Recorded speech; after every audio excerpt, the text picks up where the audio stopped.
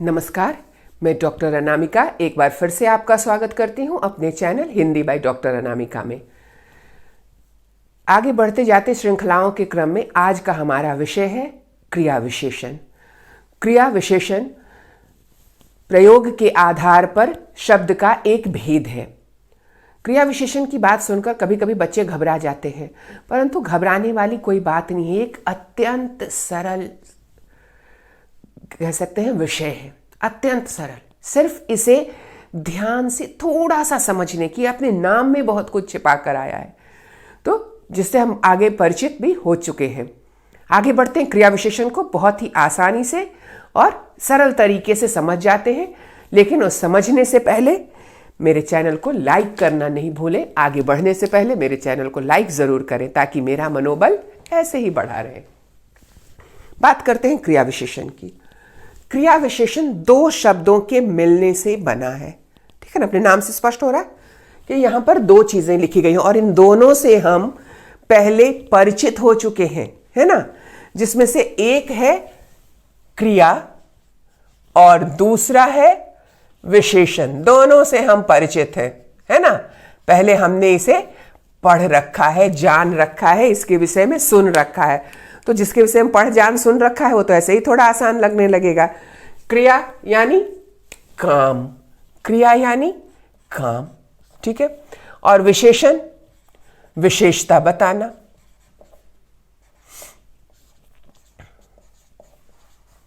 विशेषण का काम क्या है? विशेषता बताना। और क्रिया का काम क्या है? काम के विषय में बताना। अब इस काम और विशेषता में संबंध जुड़ेगा और ये नया शब्द बन जाएगा काम की विशेषता, ठीक है ना। नया शब्द क्या बनकर हमारे पास आ जाएगा? काम की विशेषता, ठीक है। यही काम की विशेषता क्रिया विशेषण है।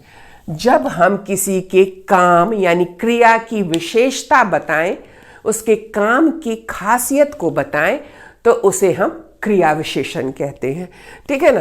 तो ये काम की विशेषता ही क्रिया विशेषण कहलाती है। क्या कहलाती है? क्रिया विशेषण, यानी काम करने की विशेषता, उसकी खासियत। ये हमेशा एक साथ लिखा जाता है, अलग अलग नहीं। हमेशा क्रिया विशेषण एक साथ लिखा जाएगा।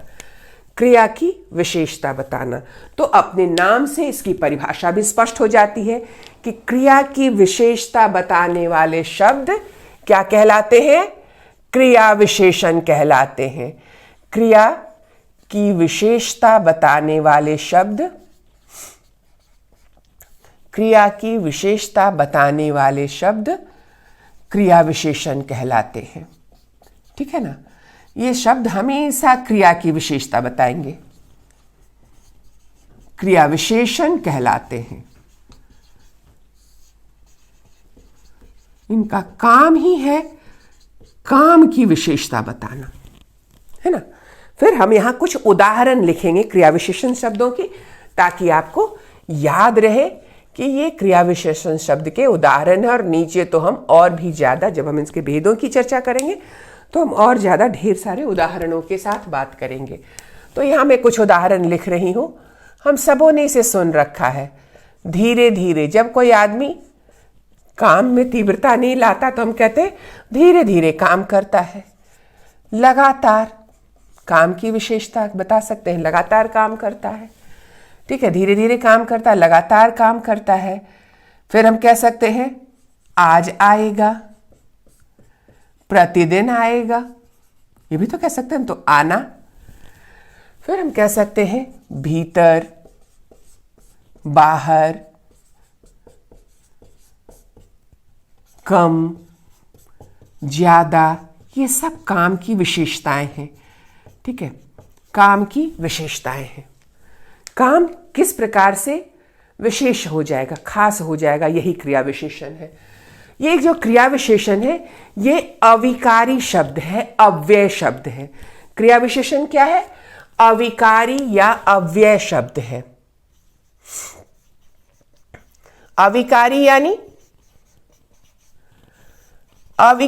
यानी जिसमें विकार उत्पन्न ना हो। हमने विकारी अविकारी में पढ़ा है ना, ठीक है ना। अविकारी या अव्यय, हम दोनों ही यहां लिख लेंगे, अव्यय शब्द है। क्रिया विशेषण जो है वह अविकारी या अव्यय शब्द है, या यूं हम कह सकते हैं कि क्रिया विशेषण शब्द वह शब्द है जिस पर लिंग, वचन और कारक का प्रभाव नहीं पड़ता। क्योंकि हमने जब विकारी अविकारी पढ़ा था तो इस भेद में बंटने का कारण ही यही था कि वैसे शब्द जिन पर लिंग, वचन, कारक और काल प्रभाव डालते हैं और उसके रूप को बदल देते हैं वे विकारी हो जाते हैं, यानी परिवर्तनशील हो जाते हैं। और वैसे शब्द जिन पर लिंग, वचन, कारक और काल अपना प्रभाव नहीं डाल पाते, उसके रूप को नहीं बदल पाते हैं, वे अविकारी होते हैं। तो क्रिया विशेषण इसी अविकारी का पहला भेद है, कह सकते हैं, अव्यय का पहला भेद है। तो हम आगे चर्चा करते हैं फिर क्रिया विशेषण की। अब यहाँ लिखे कुछ उदाहरणों को हम बहुत ध्यान से अगर देखें तो हर उदाहरण अलग अलग तरह की विशेषता लेकर यहाँ खड़ा है ना। जैसे हम धीरे धीरे या लगातार की बात करें तो किसी चीज के तरीके की, किसी चीज का काम, क्रिया विशेषण तो काम का तरीका बता रहा है, धीरे धीरे, लगातार। उसी तरह से हम अगर आज, प्रतिदिन को देखें तो ये समय की विशेषता बता रहा है, ठीक है। उसके बाद भीतर बाहर स्थान का और कम ज्यादा मात्रा का। तो इस प्रकार से ये चार तरह के भेद उदाहरण मैंने लिख रखे हैं, तो वो बता रहे हैं कि क्रिया विशेषण के भेद होते हैं। और कितने होते हैं? 4 भेद होते हैं। क्रिया विशेषण के 4 भेद होते हैं। हमेशा याद रखिएगा इस बात को कि क्रिया विशेषण के 4 भेद होते हैं, ठीक है।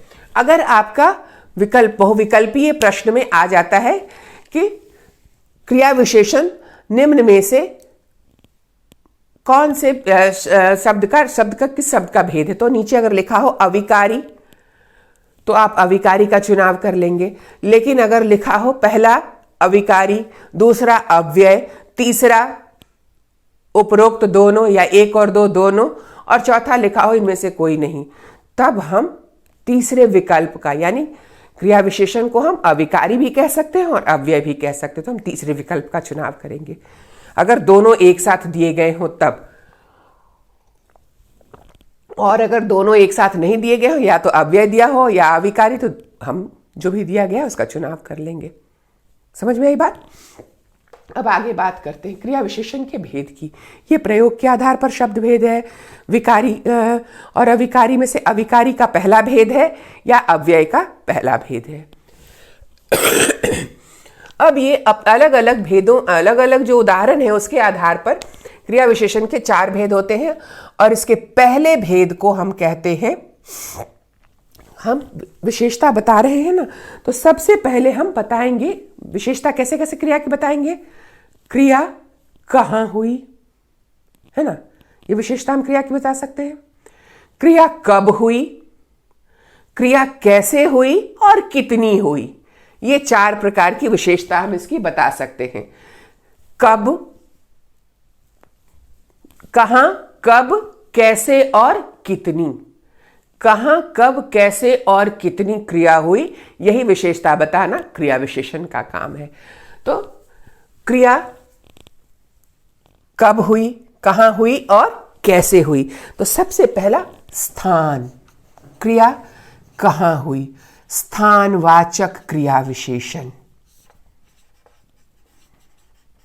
स्थानवाचक क्रिया विशेषण ये हमें बताता है क्रिया कहां हुई, ठीक है ना। दूसरा कब हुई, तो कब यानी समय, तो कालवाचक क्रिया विशेषण।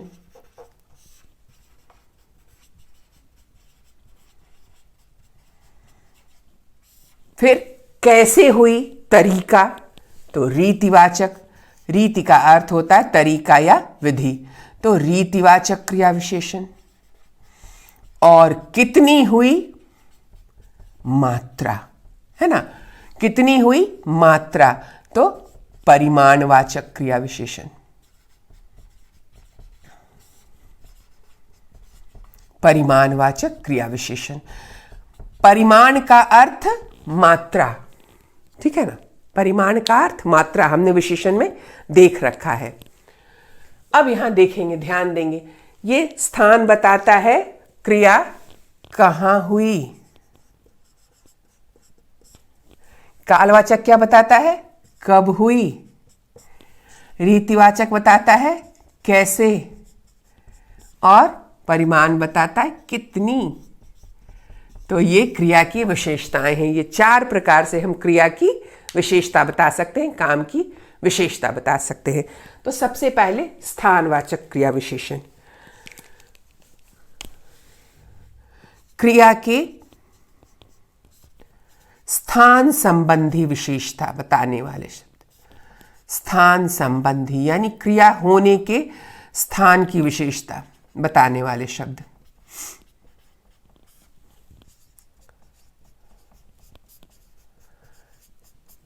अब अगर मैं यहां पर कुछ उदाहरण लिखूंगी, जैसे पहला, और वहीं से हम क्रिया विशेषण शब्दों को भी देखेंगे।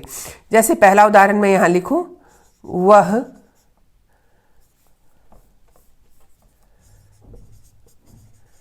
कमरे के सॉरी बेटा, वह अंदर आ गया। वह अंदर आ गया। राम बाहर चला गया।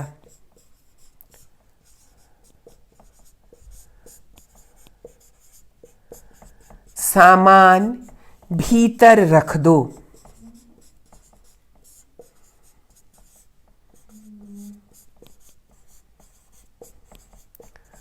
सामान भीतर रख दो, ठीक है ना। ऊपर चले जाओ, नीचे बैठ जाओ। तुम नीचे बैठ जाओ। तुम नीचे बैठ जाओ। समझ में आई बात बेटा? अब यहां ध्यान देंगे। वह कौन सा काम कर रहा है? पहले वाक्य में वह कौन सा काम कर रहा है? आने का। यह आने की क्रिया कहाँ की जा रही है? इसके स्थान की क्या खासियत है? कहाँ की जा रही है? अंदर। कहाँ आ गया? अंदर। कहाँ चला गया? बाहर। कहाँ रख दो? भीतर।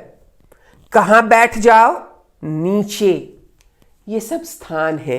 अंदर, बाहर, भीतर, नीचे, ऊपर, ठीक है ना। ये सब क्या है? स्थान है। तो ये काम करने के स्थान की विशेषता बता रहे हैं। कहाँ आ गया? अंदर। कहाँ चला गया? बाहर। कहाँ रख दो? भीतर। कहाँ बैठ जाओ? नीचे। तो ये काम के स्थान की विशेषता बता रहे हैं, इसलिए ये स्थानवाचक क्रिया विशेषण है। ठीक है ना, आसान है। जब काम करने के स्थान की, बैठना क्रिया है तो कहाँ बैठना है? नीचे। निकलना क्रिया है, कहाँ निकलना? बाहर। तो स्थान की जब विशेषता बताई जाए कि किस खास स्थान पर काम हो रहा है, तो वो हो गया स्थानवाचक क्रिया विशेषण।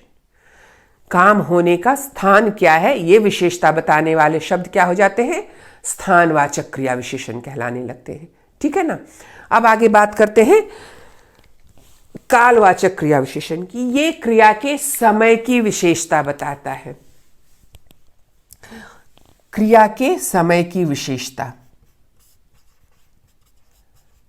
काल यानी समय, तो ये क्रिया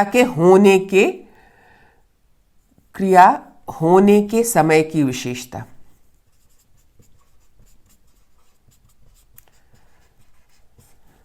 ठीक है ना। क्रिया के होने के समय की विशेषता बताता है कि क्रिया किस समय में हो रही है। और फिर हम यहां कुछ उदाहरण लिख सकते हैं।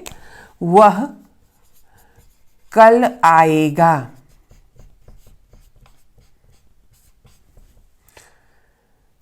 राधा आज ही आ जाएगी।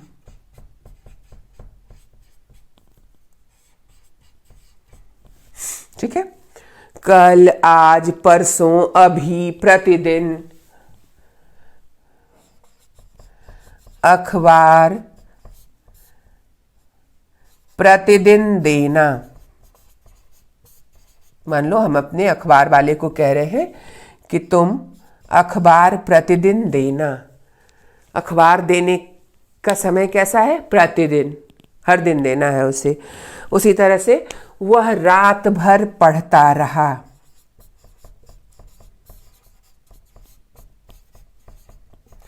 वह रात भर पढ़ता रहा। यहाँ पर उसके पढ़ने का समय कितना है? रात भर। वह रात भर पढ़ता रहा। वह परसों जाएगा, ठीक है ना? या रवि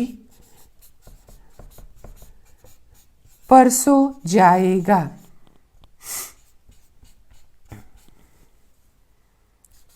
तुम अभी खा लो, या मैं अभी खाऊंगा, ज़्यादा अच्छा है ना? ये मेरी जिद है, मैं अभी खाऊंगा। मैं अभी खाऊंगा। इन सारे जब वाक्यों पर हम ध्यान देंगे तो ये सभी काम होने के समय की विशेषता बता रहे हैं। वह आएगा कब? कल। राधा कब आ जाएगी? आज ही। अखबार कब देना? देने की क्रिया कब? प्रतिदिन, ठीक है ना? पढ़ता रहा कब तक? कितनी देर तक? तो रात भर। समय क्या था उसके पढ़ने का? उसके पढ़ने का समय क्या था? रात भर, यानी वो लगातार रात भर पढ़ता रहा। रवि के जाने की क्रिया कब होगी? परसों। मेरे खाने की क्रिया अभी। तो ये सब क्या है? समय है। कल, आज, प्रतिदिन, रात भर, परसों, अभी। और काल इसी समय की विशेषता बताता है, ठीक है ना? तो क्रिया के होने के समय की विशेषता बताना कि क्रिया किस समय में की गई या की जाएगी या की गई थी, यह विशेषता बताना क्या कहलाता है? कालवाचक क्रिया विशेषण कहलाता है।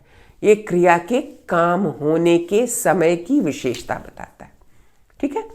आगे बढ़ते हैं और बात करते हैं रीतिवाचक क्रिया विशेषण की। रीति का अर्थ होता है विधि या तरीका। रीति का अर्थ होता है विधि या तरीका। किसकी विधि? काम करने की विधि या तरीका। काम कैसे किया गया, ठीक है ना? काम कैसे किया गया। तो यहां हम फिर कुछ उदाहरण लिखेंगे।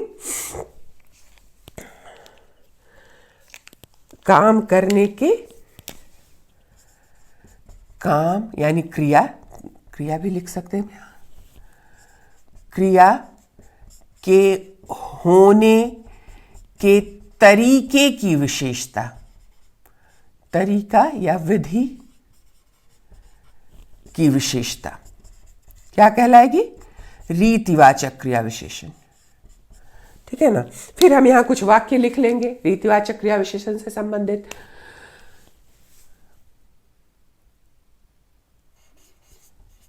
लगातार वर्षा हो रही है, या वर्षा लगातार हो रही है, दोनों एक ही स्थिति है, ठीक है ना? फिर मैं लिखूं बच्चा धीरे धीरे चलता है। बच्चा धीरे धीरे चलता है। घोड़ा तेज दौड़ता है।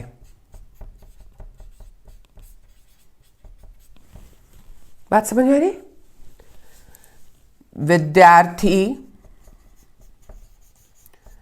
ध्यान पूर्वक पढ़ रहे हैं।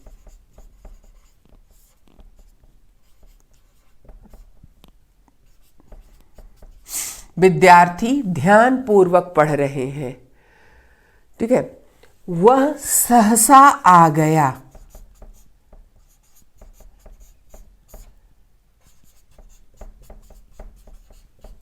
सहसा यानी अचानक, ठीक है? उसके बाद हम लिख सकते हैं, और भी बहुत सारे उदाहरण हो सकते हैं। जैसे हम लिख सकते हैं, हाँ, हम ये भी लिख सकते हैं, गीता मधुर गाती है। क्या मेरा लिखा गया यह उदाहरण सही है?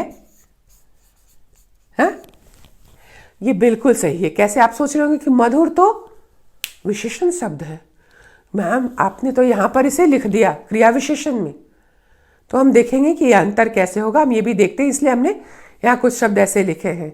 जैसे मैंने आपको विशेषण में बताया था ना कि शब्द विशेषण भी हो सकता है और संज्ञा भी। ये हमें प्रयोग के आधार पर ध्यान रखना है। क्रिया विशेषण में भी ये स्थिति आएगी कि शब्द विशेषण भी हो सकता है और क्रिया विशेषण भी।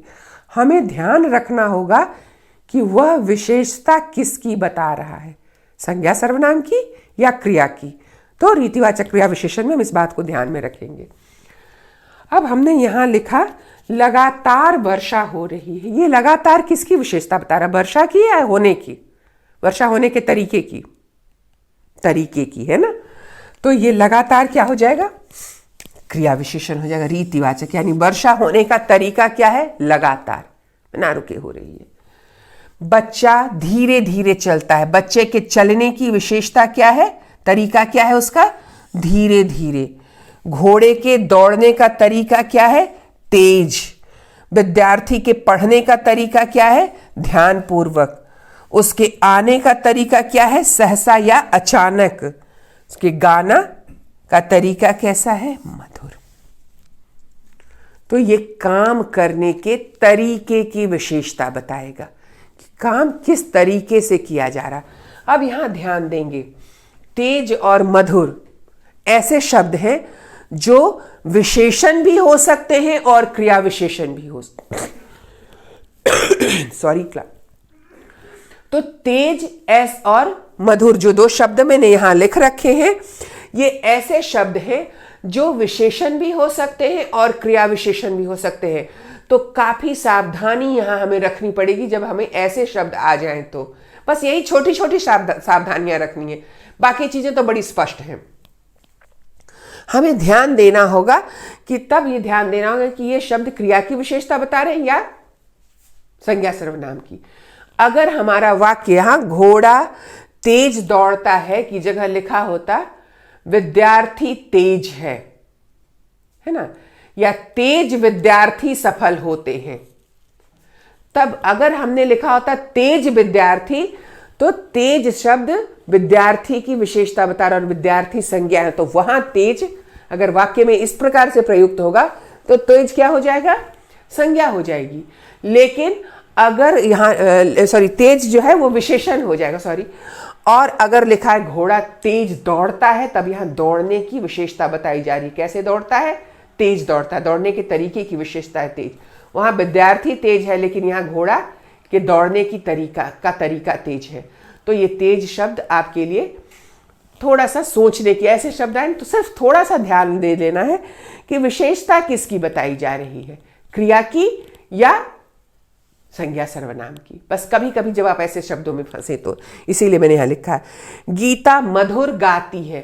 गीता के गाने का तरीका मधुर है, लेकिन अगर यहां लिखा होता गीता मधुर गीत गाती है, तब वह गीत की विशेषता हो जाता, तब मधुर क्या हो जाता, गीत की विशेषता हो जाता।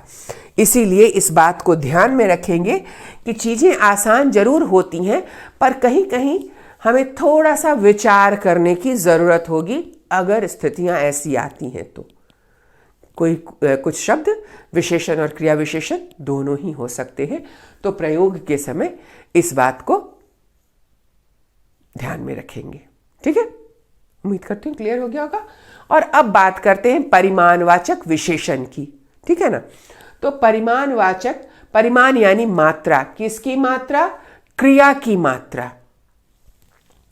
क्रिया कितनी की जा रही है, कम या ज्यादा, थोड़ा या बहुत, ऐसी विशेषता बताने वाले शब्द परिमाणवाचक क्रिया विशेषण कहलाते हैं।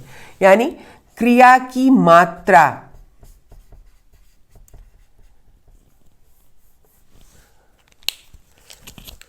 क्रिया की मात्रा बताने वाले शब्द मात्रा की विशेषता, ठीक है ना, बताने वाले शब्द क्या कहलाते हैं, परिमाणवाचक क्रिया विशेषण, क्योंकि परिमाण का अर्थ मात्रा होता है। ठीक है ना। अब यहां भी मैं कुछ वाक्य लिखूंगी, तो ये वाक्य हमें बताएंगे, जैसे वह बहुत रोता है। ठीक है ना, वह बहुत रोता है। मैं कम सोता हूं।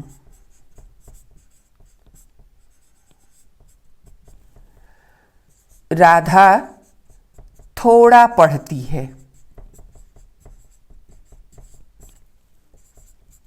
ना। यहां मैंने 3 उदाहरण लिखे हैं। अब ये 3 उदाहरणों को हम जब ध्यान देंगे तो क्रिया क्या है? रोना। क्रिया क्या है? सोना। क्रिया क्या है? पढ़ना। अब यह क्रिया कितनी की जा रही है? कितना रोता है? बहुत। कितना सोता है? कम। कितना पढ़ती है? थोड़ा। एक और उदाहरण मैं यहां लिखती हूं। गोपाल कम खाता है या गोपाल ज्यादा खाता है। गोपाल ज्यादा खाता है। अब ये ज्यादा क्या कर रहा है? गोपाल की विशेषता बता रहा है या खाने की क्रिया की? ठीक है ना। तो यहां ज्यादा क्या कर रहा है? उसके गोपाल के खाने की क्रिया की कि वो क्या खाता है? तो ज्यादा खाता है। तो जब क्रिया की विशेषता बताई जाए, क्रिया के मात्रा की विशेषता बताई जाए, कम या ज्यादा, तब वह परिमाणवाचक यानी क्रिया की मात्रा बताने वाला क्रिया विशेषण हो जाता है। परिमाणवाचक विशेषण और परिमाणवाचक क्रिया विशेषण में अंतर क्या है कि परिमाणवाचक विशेषण जो है वह संज्ञा सर्वनाम की मात्रा बताता है ना। 2 लीटर, कुछ लीटर। 2 लीटर दूध, कुछ लीटर दूध। तो वह कहाँ दूध की विशेषता बता रहा है और दूध संज्ञा सर्वनाम है। लेकिन यहां परिमाणवाचक क्रिया की विशेषता बताता है। कितना रोता है? बहुत। कितना सोता है? कम। कितना पढ़ती है? थोड़ा। कितना खाता है? ज्यादा। तो क्रिया की मात्रा बताई जा रही है। क्रिया करने की मात्रा, कम, ज्यादा, थोड़ा, कुछ। ठीक है ना। तो ये हो गया परिमाणवाचक क्रिया विशेषण। तो इस प्रकार से क्रिया विशेषण अपने नाम से स्पष्ट है। क्रिया यानी काम, विशेषण विशेषता बताना। तो काम की विशेषता क्रिया विशेषण कहलाता है। और हम कह सकते हैं कि परिभाषा के तौर पर लिख सकते हैं कि क्रिया की विशेषता बताने वाले शब्द क्रिया विशेषण कहलाते हैं। ये क्रिया विशेषण एक अविकारी या अव्यय शब्द है जिसका रूप लिंग, वचन और कारक के प्रभाव से परिवर्तित नहीं होता है। यहां हम उदाहरण के तौर पर देख सकते हैं, जैसे ना राधा आज आएगी, बच्चे आज आएंगे। बच्चे बहुवचन, राधा एक वचन, लेकिन आज सब पर कोई प्रभाव नहीं पड़ा। बच्चा धीरे धीरे चलता है, बच्चे धीरे धीरे चलते हैं, बच्चियां धीरे धीरे चलती हैं। धीरे धीरे शब्द पर लिंग वचन प्रभाव नहीं डाल पा रहे हैं। वह अंदर आ गया, वह का बहुवचन वे अंदर आ गए। क्रिया बदलेगी, संज्ञा सर्वनाम बदलेंगे, अंदर शब्द पर कोई प्रभाव नहीं पड़ा। तो लिंग, वचन और कारक इसे प्रभावित नहीं करते हैं, इसलिए यह एक अविकारी शब्द है। और यह काम क्या करता है? क्रिया की विशेषता बताता है। यह क्रिया की विशेषता 4 प्रकार से बताता है। काम जो हम करते हैं ना, तो काम हम किसी स्थान पर करते हैं, किसी समय में करते हैं, किसी तरीके से करते हैं और कुछ उसका क्वांटिटी यानी मात्रा में करते हैं। तो यही 4 प्रकार की विशेषता बताने का काम क्रिया विशेषण करता है। इसलिए इसके 4 भेद हैं: स्थानवाचक क्रिया विशेषण, कालवाचक क्रिया विशेषण, रीतिवाचक क्रिया विशेषण और परिमाणवाचक क्रिया विशेषण। स्थानवाचक क्रिया विशेषण क्रिया के स्थान संबंधी विशेषता बताता है, जैसे अंदर, बाहर, भीतर, नीचे। कालवाचक क्रिया विशेषण क्रिया होने के समय की विशेषता बताता है, कल, आज, प्रतिदिन, रात भर, परसों, अभी। रीति का अर्थ होता है विधि या तरीका। तो ये काम करने के तरीके की विशेषता बताता है, लगातार, धीरे धीरे, तेज, ध्यान पूर्वक, सहसा, मधुर, परिश्रम पूर्वक। ये सब क्रिया विशेषण है, रीतिवाचक क्रिया विशेषण है। और परिमाणवाचक क्रिया विशेषण क्रिया के होने की मात्रा को बताता है कि कितनी मात्रा में क्रिया की जा रही है। तो बहुत, कम, थोड़ा, ज्यादा, ये मात्राएं हैं जो काम के होने की मात्रा को बताती हैं। तो इस प्रकार से ये आपका आज का, उम्मीद करती हूँ कि क्रिया विशेषण आपको समझ में आ गया होगा। इसमें कोई परेशानी और कोई कठिनाई आपको नहीं होगी। आगे मिलते हैं फिर एक नए वीडियो में। तब तक के लिए आपको धन्यवाद और मेरे चैनल को लाइक करना, सब्सक्राइब करना नहीं भूलेंगे। मिलते हैं अगले वीडियो में।